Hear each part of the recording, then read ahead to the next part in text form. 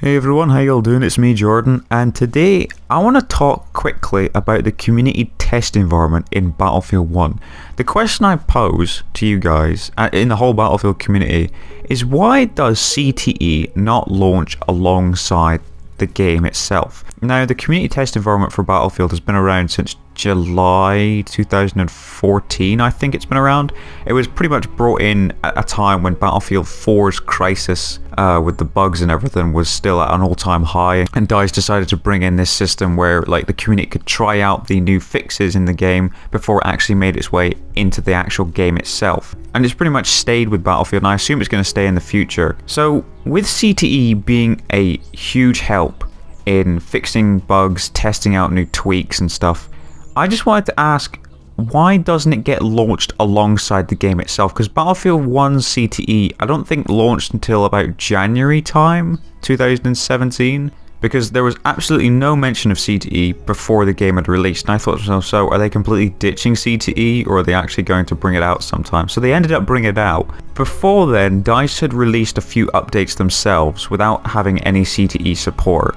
And they were introducing a few new bugs here and there. Most of them have been fixed now, but the one I remembered the most was a animation glitch on the Sebsladder 1906, where when you finished shooting all of your bullets in that gun, if you're aiming down sights, the back end of the gun almost explodes in your face, and you can see your soldier is reloading the gun, but there's no bullets there at all. But that's been fixed now, but I just thought I'd mention that because it seems like there's not enough analyzation going on before they've actually released these patches when there isn't any CTE support. But with Battlefield 4, the list goes on and on and on about those. I can't remember them exactly, but I do remember the list was completely endless of how many bugs were being introduced to supposed new updates that were supposed to fix things. So I think after that, DICE pretty much just gave up and brung in CTE. So they launched that in July 2014 for Battlefield 4, and in September they released the big September patch, which was kind of like the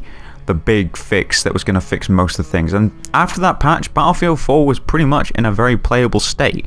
So it shows that CTE is definitely going to stay around for a lot longer because it does help DICE along their fixes. So with CTE pretty much being a huge reason as to why Battlefield 4 got turned around in its stability, and because it wasn't released at the same time when Battlefield 1 came out, it just made me want to ask you guys, because I'm not actually trying to make facts or anything here, I just want to ask you guys, why is CTE not launched alongside the release of a new game? So I assume there is some kind of setup that DICE have to do for CTE that does actually hold it back from being released alongside the game, but I just wanted to ask it, because I'm just curious, really curious. Battlefield 1 is starting to become very stale, and I'm running out of things to talk about, and I actually just watched a video of a good friend of mine, Max Rank, and he was just going on about how many YouTubers are moving away from Battlefield for now, and how he's running out of topics to talk about because he is pretty much a Battlefield channel. With the In the Name of the Tsar coming out in September, there's not much else to talk about until then. Finally, I want to talk about the CTE coming to consoles, just briefly.